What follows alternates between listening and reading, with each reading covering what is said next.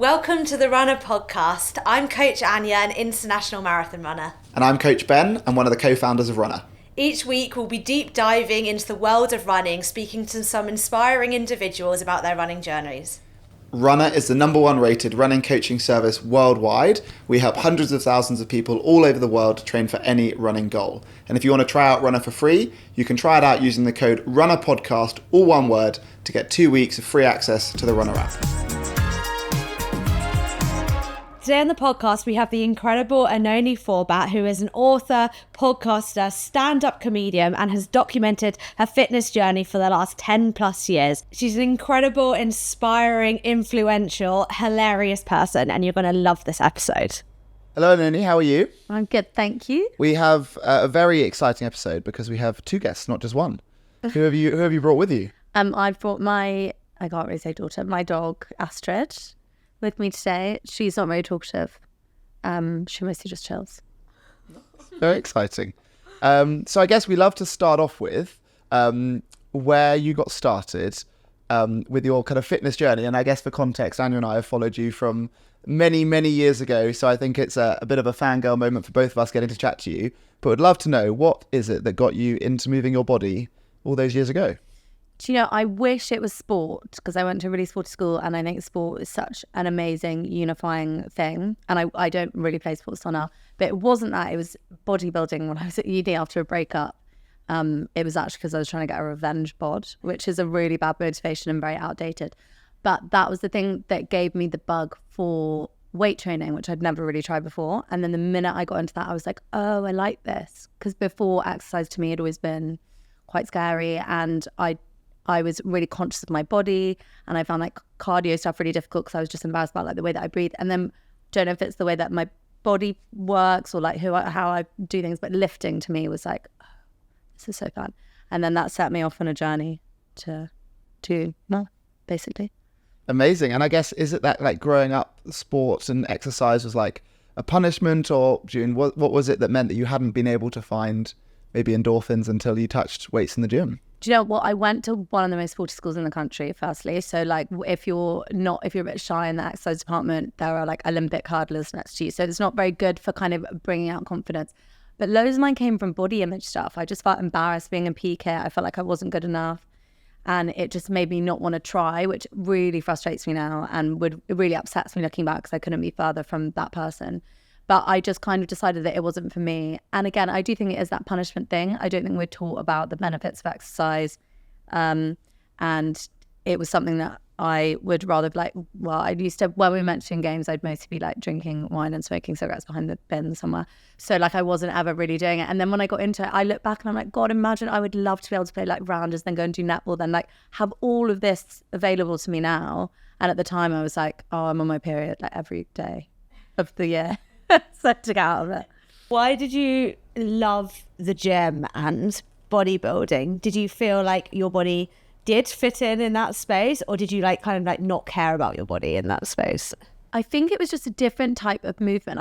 When I was at school, the gym for the girls literally just had like very basic resistance machines and treadmills and Bosu balls and stuff. And the boys' gym had free weights. And the minute I got onto a squat rack and started doing like actual weights, I loved it. It was something about the movement, the shortness of it. It was like, I didn't feel like I was getting really out of breath. I felt like I was strong quite quickly. It was like I adapted to it well. So it was just obviously an exercise that suited me. And I often wonder if I'd been able to try that when I was younger, if I then at that point would have been like, oh, I love this. And I think it was just, I guess as well with sport, it can be quite nerve-wracking because it is a team thing. So if you mess up like a netball, I was always like falling over and stuff and you just be embarrassed and like, I'm messing up for everyone else. I guess because weight training is more solitary, you're just against yourself. You can get in your own head, put headphones on. And because I think I had like performance anxiety in sport. I used to do drama and singing. I love being on stage, but put me like on a pitch doing any sport and I would just crumble. I probably would have been fine at it, but I just really got so nervous. So I think learning to be good at exercising in a controlled environment like the gym, where you can kind of switch off and like everyone's just looking at themselves. That really helped me to then be like, actually, I'm not really unfit or really weak. Like I can do this. And all the while, you documented your journey into the gym and grew up kind of quite a big following and inspired lots of other women and everyone to train as well. did you find that made it easier, helped you be more accountable? Did it put pressure on you? How did that feel?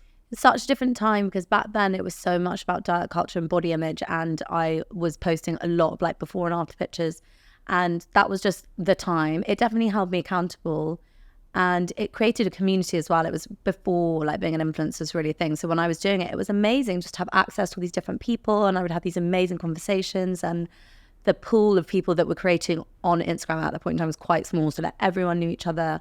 To this day, like all of those women that were coming up at the same time around me, I now know them really well, even though they were like my icons, because also there's so many people creating now. It's like, it's so inundated. So it was really inspirational. I then did get to the point where I got quite fatigued of talking about women's bodies, and I wanted exercise to be about all the benefits that we talk about now. But I'd kind of shoehorned myself into this position where my niche online was like weight loss and fat loss. And so that's when I started my podcast, which was about all the things we didn't get taught in school, which is very much not about what you look like. It was like how you think and why you think and what you don't know. And having that separation then allowed me to go on and find exercise in a more holistic way that wasn't just about protein shakes and abs. Because I think it was probably for me 5 years ago when I was 21, learning a lot about feminist views from your podcast, which was so insightful. I presume the majority of your following were female? I wonder if I had more male followers when I was doing fitness stuff, because there was a lot more body pics. I think now it's mostly women. Someone was asking that the other day. They were like, "She got weird DMs." I was like, "No, never. I never got weird DMs. I just get really interesting people sending me really interesting messages." But I do still have a majority female. I did have a majority female audience, but I did have some guys back then. It's always been mostly women, but yeah. And I guess your fitness motivations, as you said, started out trying to make an ex-boyfriend jealous.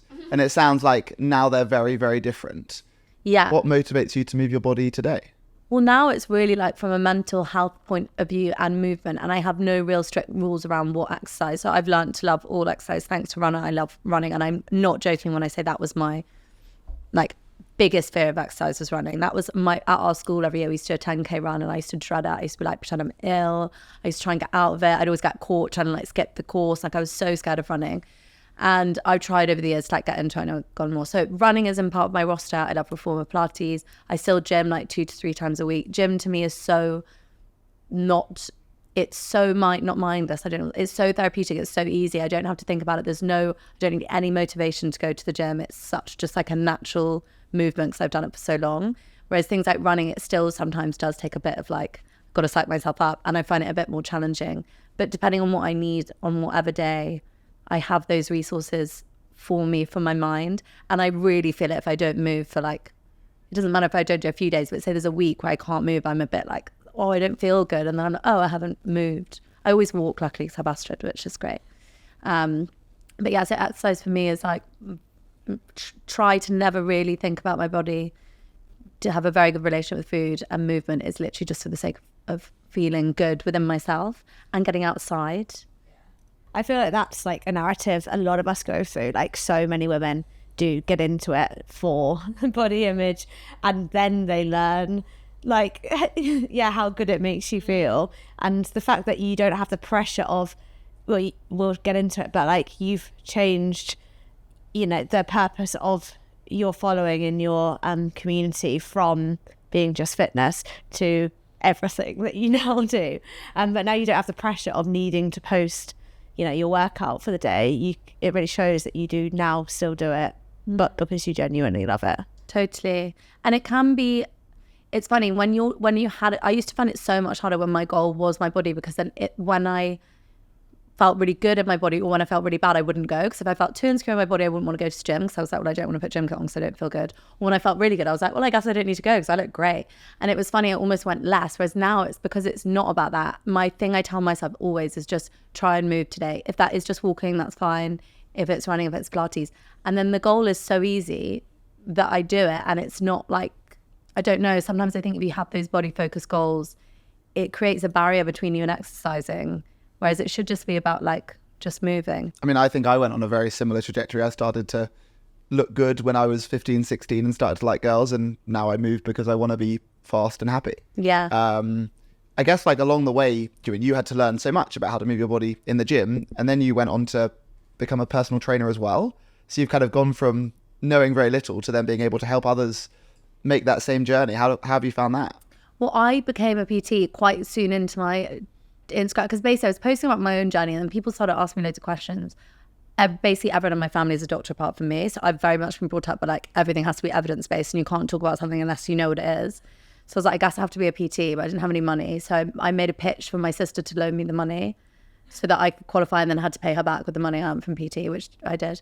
And then so I was doing like online coaching, but I also just had it at the time just so that I felt like I was qualified to like talk about fitness. And then when I moved to London, I was doing PTing, but again, I kept coming up against the same thing where women were just coming to me wanting to lose weight, and I found it I was like, what about just like, I'll give you the tools of how to train, and it just, after a while, I was like, I don't even want to talk. It's so boring to me to just be talking about weight loss. And luckily, lots of the clients I got then over time through my content changing as well and me being less body focused, I was like, my goal as a personal trainer was always more to teach people how to train properly, how to exercise efficiently, and also how to like proper form. Because I think one of the hard things that happens nowadays, and that's why Runna's so amazing, because it has so much information, but lots of people go to like classes and stuff and you watch people's form and it's so bad and you're like, oh, it's just stressful, you're going to get injured. I think the best thing about having a coach or PT is actually learning the tools so you then can go and do things by yourself. So I did that for a while, and then eventually all my other work kind of took over, and now fitness isn't something that I have in any pocket of my work really, apart from with you guys, which I think is also nice, because I did find it funny that when it was my thing, people only wanted to talk about fitness. And I think what's changing in this world now is it's like you can be anyone and do anything, and you should still like really value moving your body, and that's a really nice thing, rather than it being like, oh my god, you're a gym girl or a gym bro. And so I guess talking about all of the rest of your adventures and the rest of your life and the rest of your work, we've got author, stand-up comedian, podcast host. Where do you want to start? Where do I want to start? What, just tell me about... Tell us about, we want to learn about it all. I mean, being a stand-up comedian is something that requires an enormous amount of confidence. And how did you find doing that? So I did stand-up from 2018 till 2022 when I was writing my memoir, because I found it really hard to swap between those two. My memoir's quite earnest and it's quite personal, and then it's a really different brain from writing jokes, which is like just a different part. So I've stopped. I want to start again, because I just went to the Edinburgh Fringe and I was watching my friends do stand-up, and I was like, A, laughing, and B, just like seething with jealousy, because I just wanted to be doing it. But I've always loved performing. It's funny, lots of people that end up doing Instagram, or loads of the cohort of people that are fitness influencers from my generation, like Tally Ryan, Alice Living, had a background in like drama or dance or the arts. There's something quite performative about movement and also like posting online. So I'd always been someone that had like sung and danced and performed on stage. So even though stand-up might feel alien to me, I loved it. I would just get into a character, and my character was just a very sort of hyperbolic version of me. Like, it's not funny anymore, but at the time I used to have my whole kind of show was just about me being a really posh white girl who's an influencer, but it was me like taking the piss, so just really extreme. And I love doing that. I'd love to do it now with maybe a bit more of an advanced take on what my show would be about. But yes, I love that. And then adulting, as I said, kind of came about because my degree was in English literature. I'd always wanted to be a writer. I said to my parents, I'm moving to London, I'm going to be an influencer. And they were like, what? And I was like, yeah. And they were like, well, that's obviously never going to work out. And look at me now. So then I started this podcast again about being like posh privileged women. I just realized I was actually really ignorant. I'd had like an incredible education, but had moved to the city and was like, I don't actually really know anything about the world. And so I started this podcast with me as sort of this default ignorant person interviewing loads of interesting and incredible people. And I did over 100 episodes of that, and then stopped it after the pandemic because I'd been doing it every single week in the pandemic throughout the whole thing, like never stopped. And I was like, I just need a bit of a break. And that's kind of when I got my book deal. Then I wrote my book. And it's funny, my career's always ever inching closer to what my dream always was as a child, which is to be a novelist and an author. But I've gone like so around the houses to get there. And now my main thing that I'm working on is writing. So I've been writing more on my Substack, and I'm trying to work on a big creative project currently. And it's funny because it's like my dream, but the fact I had to go through being like a fitness influencer and a PT and a podcast or whatever to eventually maybe get to the goal is, quite fun. Hey guys, just a little note from us. Anya and I are so excited that we managed to hit the #1 spot in the UK in the running podcast charts. So as a little bit of a thank you to all of our loyal podcast listeners, we managed to organise 15% off all of our Runner merchandise. So head to the Runner website, and if you use the code, all one word, all caps lock, MyFastSocks, you'll get 15% off any of our items on the store. So thank you for listening, and go and enjoy, go and get your hands on some Runner merchandise. And you just spent 2 months in Paris writing? Spent 2 months in Paris, writing and just living and working. I was like, I rent in London anyway, and I always work from home. I do not have any need to be anywhere. And the time difference is an hour. And I was like, why don't I just go live somewhere else? Annoyingly, obviously because of Brexit, it's very hard to stay somewhere for a long amount of time. And because the Olympics coming up, I was like, I don't want to get too close to that because it was going to be extortionate. But my mum is Irish, so I am going to get my Irish passport because I think it's a great thing to do. Like if you can work from home and you can go on the Eurostar, I mean, it's just really inspiring to be in and amongst a different city, see different things. I found some beautiful parts to run around. I trained for my half when I was there, which was really nice. Yeah. I feel like you pivoted so well in your career because so many people, fall into the world of influencing, and your purpose was Tiny Tank. And then to be like, I don't know if I leave this, whether I'm going to have any success in anything else. And that's really scary. And I think a lot of people are finding that now. I mean, I literally relate to you so much. Like your whole journey, I feel like I've grown up with you. And also like when I was performing at my highest with fitness, which is the wellness industry, I wasn't my wellest person almost. And yeah, I want to now have the longevity in the sport and enjoy just moving my body and also grow as a person and be a better person and learn. Like you've taught me so much. No, but I think it's funny because it was cultural, wasn't it? Like when the age of like when I was starting out, when I was doing all that bodybuilding stuff, that was kind of what was in the culture and in the water. So it's so funny that we all went through this, but it's kind of like, of course we did. We've gone through like the diet culture and the anti-diet culture and then the body positivity. And then now it's like, luckily I'm too old to hopefully get impacted by this stuff, but you have like this like heroin chic and like Ozempic and everyone being really skinny again. And it's like, I think if I was 21 when this was happening now, I'd be completely sucked into that. So it's like, it's whatever you're kind of growing up, and we were all reacting and responding to what was in the culture and what was happening. And yeah, but that was very sweet. Thanks. So you trained for your first half marathon? Yes. And you said you didn't like running as much, / it took a lot more mental energy. How did you find training for Hackney? So I had been trying to get back into running anyway. I've never really, I got into it once in one of the lockdowns. Can't remember. I think it might have been the beginning one.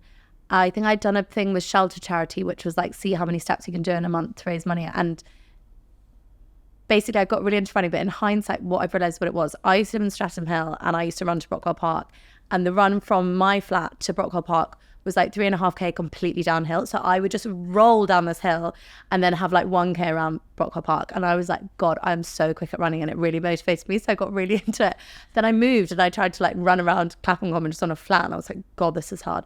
So I basically didn't run again. And then I was like, I really want to get into it. And I'd started to run, and then someone from someone messaged me from Runna, and I was like, this is perfect. I really want to get into running. I've been kind of trying to do it anyway. I had to work through so much like mental stuff. So many of my insecurities that I had around my body and stuff have gone. But it was only when I was running, I was so conscious of my breath. I was conscious people were watching me. I felt embarrassed.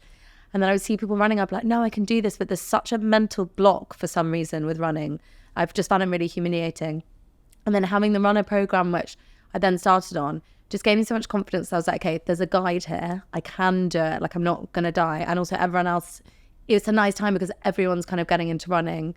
So I was like, of course I can do this. I used to be so jealous if someone would be like, I've just gone for a run. I'd be like, what do you mean? How have you done that? So then never thought I'd do a half marathon. Had never run further than 10k. And then it got to the point where I was like going on a 10k for fun. I was like, oh, a fun little 10k. And then like 15k, and then I ran a 16k in Paris. And it's just, I think, that cumulative effect of keeping going. And when you have a program and something to keep you accountable, it makes it so much easier. What I used to do was I'd sometimes happen across a good day where I'd shoot out the house and I'd do a run. I'd be like, I feel great. Be no structure around it. And then I got another day, sprint so fast, be completely out of breath, and then be like, I'm going to have to walk back home. And so just having some parameters around my training and showing me how to progress. And I love those sessions where you're doing like interval training and it's not just short runs. Makes it a bit more fun. Makes it more fun, and it just gives you a sense of progress and moving forwards. And it just meant that when I got there, it was like, of course I can do this, because I'd trained for it, which I think some people just obviously will go and do a half marathon and have no preparation. And to some extent, it's almost like that experience that you found becoming knowledgeable as a personal trainer, helping people come and join you. You weren't as knowledgeable in running, and you almost needed to sit on the other side of it. Have you found that now, like doing learning a lot more and doing finding structured training means that it's helped with those insecurities around your breath and everything else that you said came running, or are you still frightened? No, I'm definitely much less insecure, because it's just that thing of the unknown. It's like anything. Sometimes you might have a natural talent or proclivity to something, and then you do it straight away and you're great. But most things you're not good when you first do them. And so now that I feel confident and comfortable doing it, I don't have those like insecurities anymore. I was even embarrassed that I wasn't really quick. That was something I used to stress about. Then I was like, well, that's just, who cares? Like, no one has to know. Another thing I loved is, like I was saying, like the gym is so easy to me that it's like second nature. I don't really think. I have a million little programs in my head and I'll go and do whatever I fancy. But with Runna, I love doing the weight training, which I think is an amazing part of the app, and it's something I always sing about, because I find that like plyometrics and single leg work and stuff really fun, because it's not something I ever really focused on in my training, and just having someone else kind of take off that load. And my calves look amazing. Actually, someone took a picture of me. I did have little heels and I was like, wow. So that's been fun. Yeah, so it's just given me confidence, given me a different way. You can get stuck in a rut with training. You're just kind of doing it, going through the motions. And it's just given me a different way of looking at exercising and building a different sense of strength. And also, I think what's nice about running is that you can have goals which are like length goals and speed goals, and you don't have to think about anything to do with weight loss. I never do anyway. But it's fun to have a new thing to work towards. I used to, for a long time, work towards being really, really strong in the gym, and I was obsessed with like lifting really heavy. Then I kind of got over that, because it takes so much time to load up the bar. I feel that strong. So I was like, screw that. Honestly, the hip thrust, I was like, it takes about half an hour to get them on and off. So I gave up on that. But so like getting quicker is really fun, or like doing a longer run. They're just such fun metrics to play with. And you don't need any equipment with running, which is just... And do you find it's a good way also to bring out your creativity for everything else that you do? Well, I love being outside. It's a really good reason to get you outside. And I love listening. One of the things, actually, this is what I did when I first started training for my half, when I first started my runner program. I had this really good audiobook, and I didn't let myself listen to it unless I was on a run, which was really good to like just get me out the door, because I was like, well, I want to listen to like the next bit of my run. And then it got me into it, because I was like, you can't listen unless you go on a run. That's a really good idea. It was really good because it was such a good book, and I was like, I guess I have to go, because I think the hardest thing with any exercise is just doing it. Like once you're doing it, it's great. Once you get to the gym, once you start the run, you know, you just got to keep going. But it's that bit when you're sat in the house and you're like, come on, we're going to go now. And then you're like, oh, well, if I don't leave the next 5 minutes. So having just, that was good. So should we see if we can talk to Spotify and get them to like change the settings on the podcast so it only starts playing when you're running, and then like you can only listen to the podcast on a run. But it's honestly, and also just being outside, there's something about, as I'm sure everyone is, I'm so addicted to my phone. I have to be on my phone for work. The only times I'm not really on my phone is when I'm in the gym on a run, or like in a class, like just because I'm... Do you leave your phone like in a locker at the gym? No, because I use it for like timing stuff, but I just won't. I'm like in the zone, so I won't look at it. It's just like I'm so timed on my rests, so like I never get stuck on my phone. And just being running, especially on those long runs, the euphoria I'd feel, and just that there's something really special. It's very calming of the mind. I still can't run without music. I have tried to be with my own thoughts, but I'm not quite there yet. What kind of music are we talking? Oh, all sorts. Sometimes so much about someone.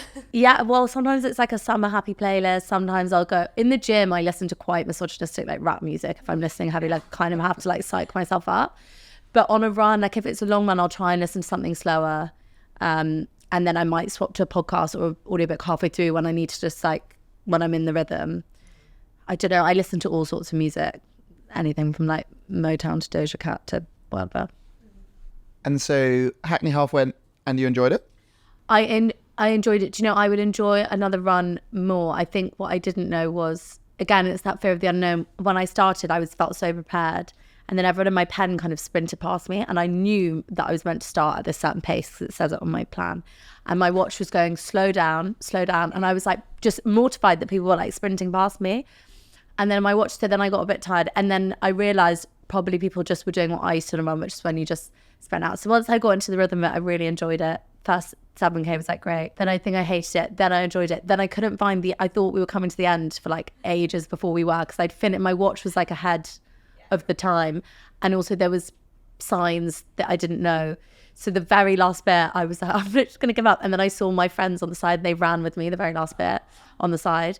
So that was cute. I think now I'd never done a race really before. If I did a race again now, I'd feel so much more confident. But it's the same as anything. Once you've done it once, I know I can do it, so I know I could do it again. And it's the same as like when you do your first 5K, once you do your first 10K, like, well, I guess I can do it, so I can do it again. I guess you don't really train with people though, because your whole history has been like training alone in the gym. I know you've got your community. And then do you like running alone? Was it stressful running? Did you run Hackney alone? Yes, I ran Hackney alone, because this is something, even like park run, I've never really done, because that's still that insecurity, and I should really get back into it. I like running. I sound like such a loner. I hang out with my friends in the pub, but in the gym. No, I do go to the gym sometimes with a friend, but again, kind of do your own thing. I did find it, what did I think? Again, I just kind of it was more, I was just getting distracted. I was a bit like, oh my God, am I doing something wrong? But it's that thing of like, just know, now I know that I'd know what to do next time. But I did enjoy it, and I was so proud of myself. What's your runner's high like compared to your gym high? Obviously that kept you going in the gym, all those endorphins. Do you get it running?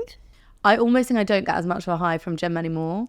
I feel better, so I'll be like, I feel good, that's done, and it's like I feel set up for the day, and I complete my day. Running, when I do a good run, I'm like, oh, you can't, well, you can, there's really, I feel great. It is such a high.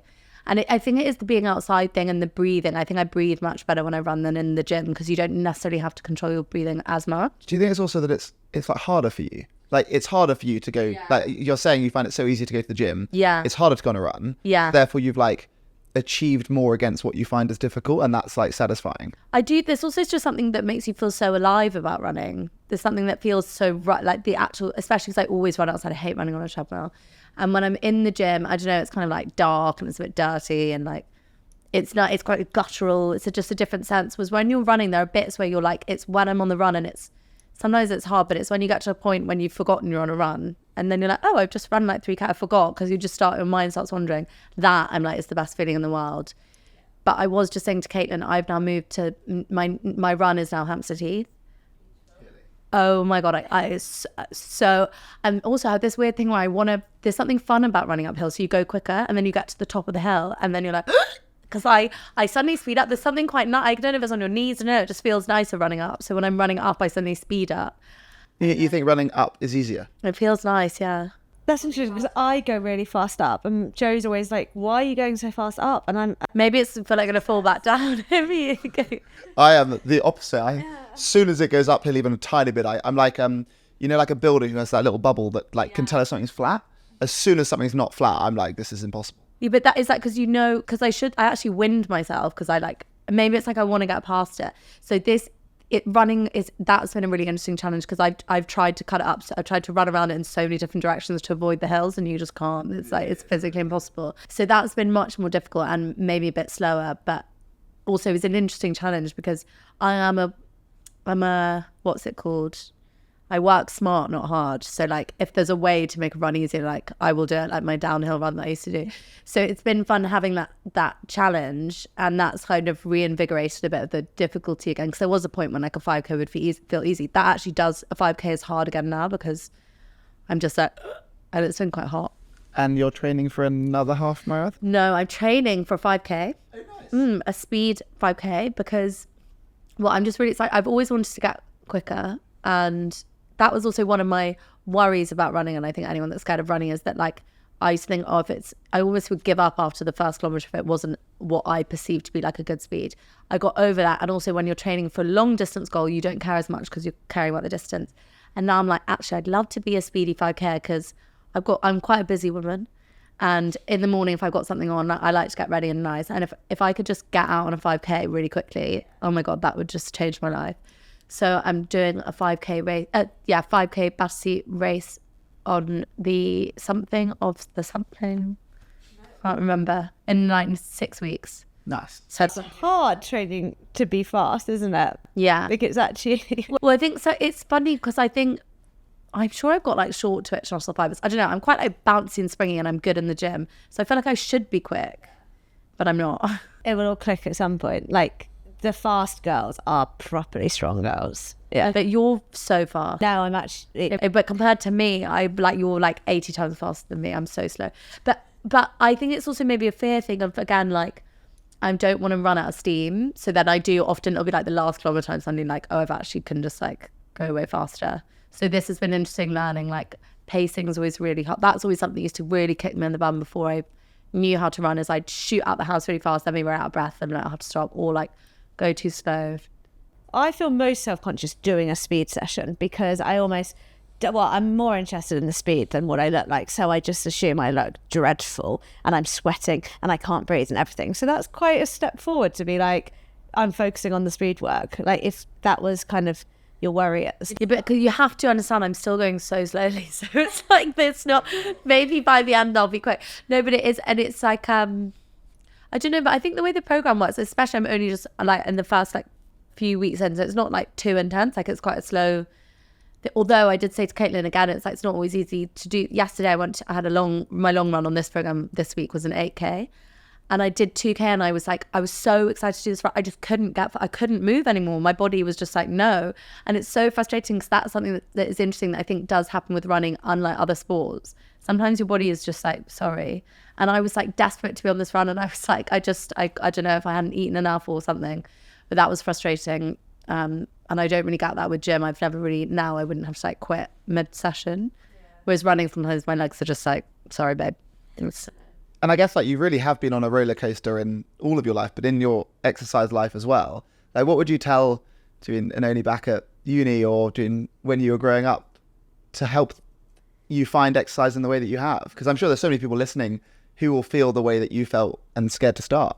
Well, I think, oh God, I just wish I could go back and get myself into sport, because I would have saved myself so much heartache and headache. And I had a really bad relationship with food and spent years like starving myself and making myself sick. And not that exercise should be a means to control your weight, but if only I'd found joy through exercise and movement, I maybe would have been able to alleviate some of that anxiety that I was dealing with, because often like eating disorders aren't really about what you look like, they're tied into some other mental issues. I don't know. I think it's like, everyone does that. You get to exercise, first of all. It's such a pleasurable, enjoyable thing, and you should find the joy in it and find the fun in it. And there's, even though we've been talking about goals and stuff, like there's no real such thing as being good at exercising. Like if you get to I tell myself that all the time. It's especially with running. If I feel like I can't bother, I'm like, you get to go on a run. That's so nice, and it's such a short part of your day. And like, what you're gonna do, just sit and look at your laptop. Like exercise really is just joy.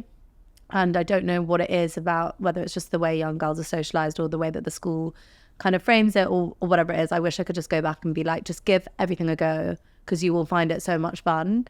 And now I'm at an age where like I'm 30, loads of my friends are getting married and having kids. Like I'm like, can we sign up to a football team? And everyone's like, well, I'm kind of busy. Like I really want to get into football. I think it'd be so much fun. And I could have done that at school, and I could have been maybe really good at netball now, and I could have had these things in my locker which I don't have as an adult, and I'm only just getting into. And I have exercise as this solitary mental health amazing knack or whatever, but I wish I had sport, because I think sport is a whole different thing that's so fun, and it's such a good way to make friends and meet people. I don't even know if that's nonsense, but I just go for it. I have a tattoo that that's my mum's handwriting. She always tells me to go for it, and I wish that I just said to myself to go for it. I'm missing. We should ask 10 other people to message in, and we can get your whole football team ready. Yeah, I do. I keep wanting to sign up to girls football. I was one of some of my friends signed up with me, because we did sign up to girls netball.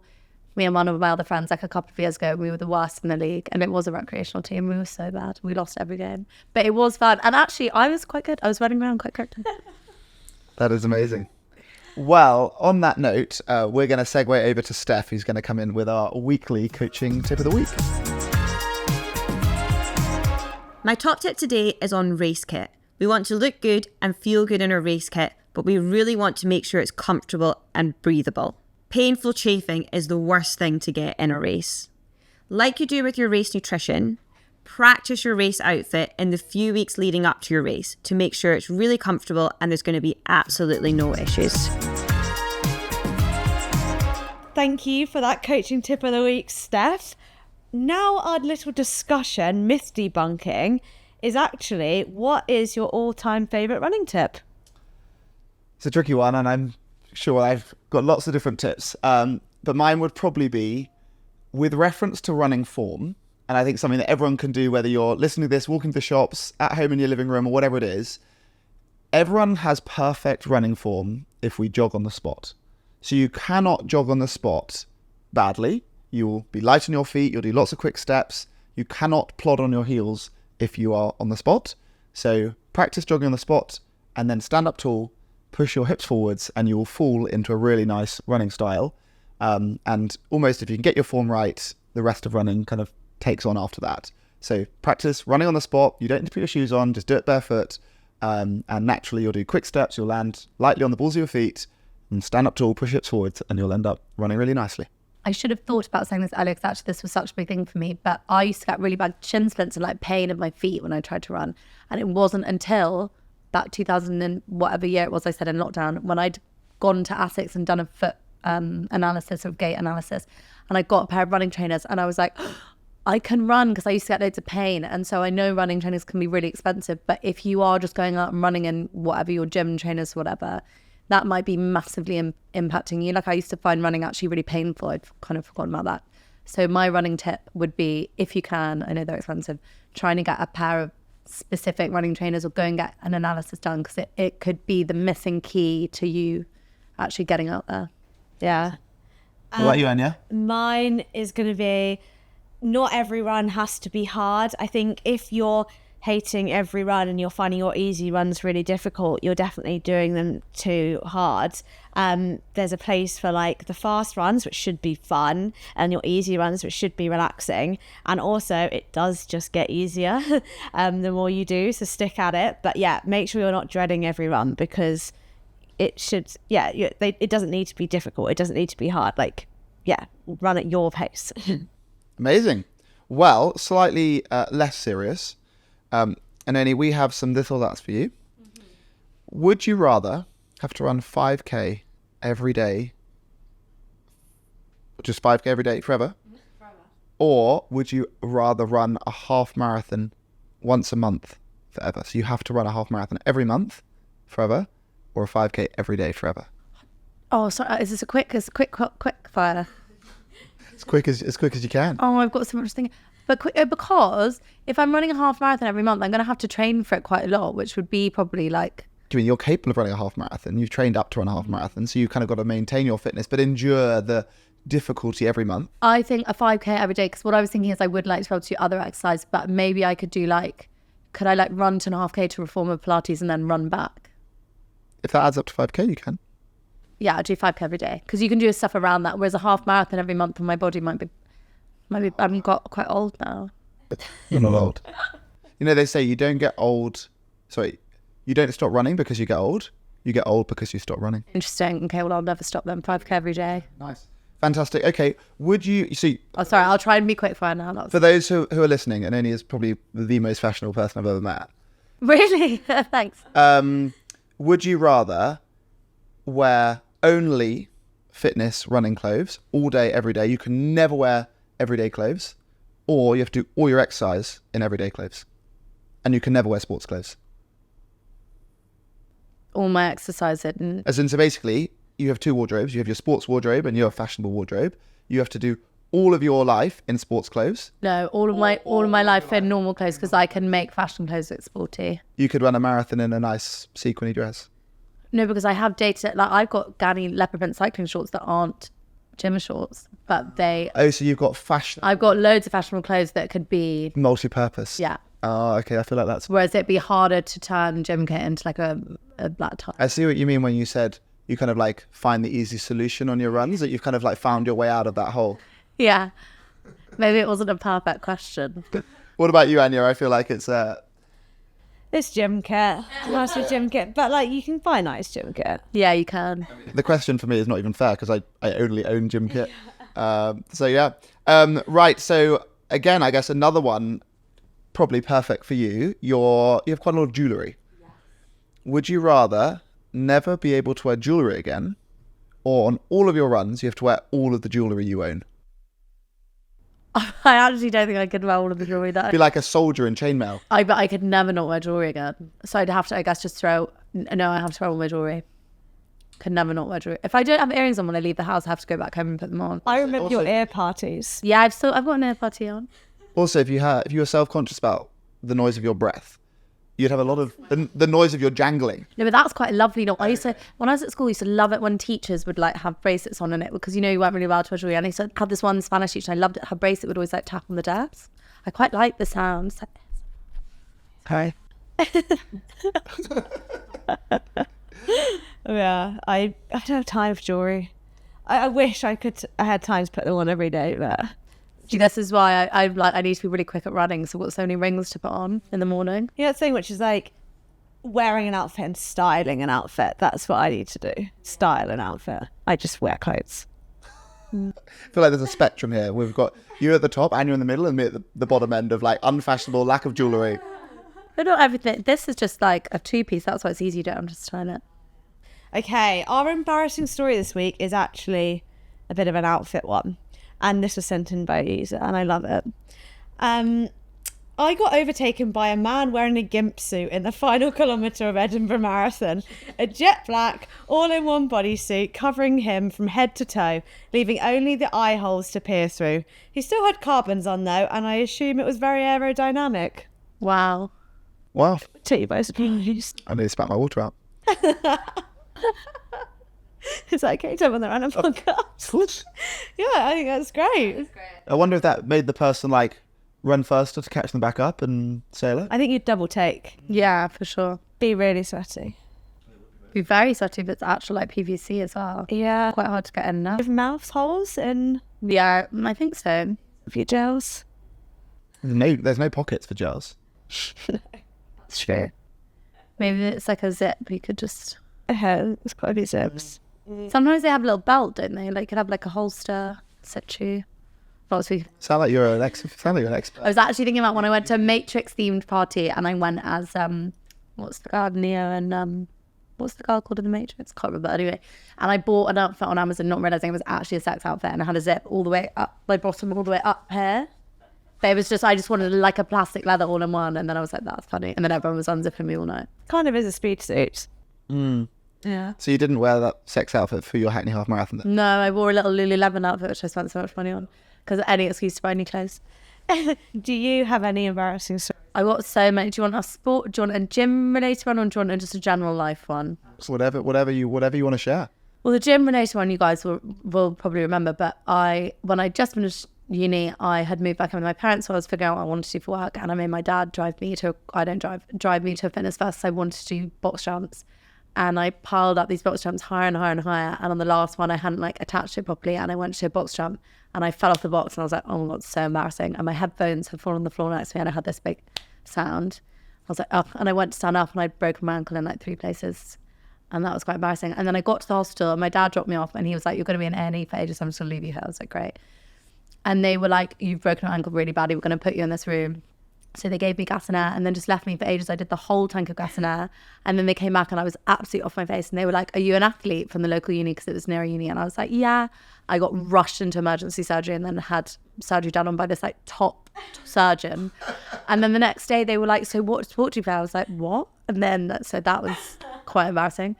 And then... Well, there's a lesson there, which is that if ever someone's in A&E, just say that you're a top athlete. Well, I was honestly, I'd done so much. I'd done the whole tank of gas and air because I was just by myself. I was bored. I think I was posting on Instagram as well, like with my leg. So that was funny. And then another embarrassing story, which just don't know where it came to me, but years and years ago when I was like probably underage, I was out in Public, which is now Jack's. It's a club with my sister. And we were dancing on the table, and Jamie Lang was out with like loads of his friends. I don't know him, but... he was like whispering and flirting with my sister. He came up and whispered something in my ear, and my sister was like, don't you dare flirt with my sister, blah, blah, blah, pulled me away. And I never told her that what he'd said to me was, can you get off my table? But he'd been like flirting with her the whole night, and then I just pretended that he'd flirted with me, but he'd said to me, can you get off my table? So that was quite embarrassing. But that's not embarrassing for you. That's more embarrassing for Jamie. No, it was so embarrassing for me because he'd been like flirting with my sister, and then he was like, can you get off my table, please? And then I had to be like, my sister's like, oh my god, don't flirt with her, she's underage. And then he actually hadn't been flirting, he just didn't want me on his table. Wow, there we are. Well, for anyone listening who wants to send us in their embarrassing running or nightclub party stories, please send them to podcast@runna.com on email, or even send us a voice note on Instagram. Otherwise, our final question of the Runna podcast is our silliest. So you're on the start line of your first ever marathon. And you're completely naked, but you can bring 3 things. What are you bringing us? Or not bringing us. Bringing you. What are you bringing? You're naked. 3 things. Well, definitely a sports bra. Not a gimp suit. Not a gimp suit. Oh, actually, I'm in 3 things. Good point. I'm going to wear an all-in-one, because then I think that's one thing. But still not a gimp suit. No. Trainers and socks. Yeah. Sure. That's fine. No music? No watch? No gels?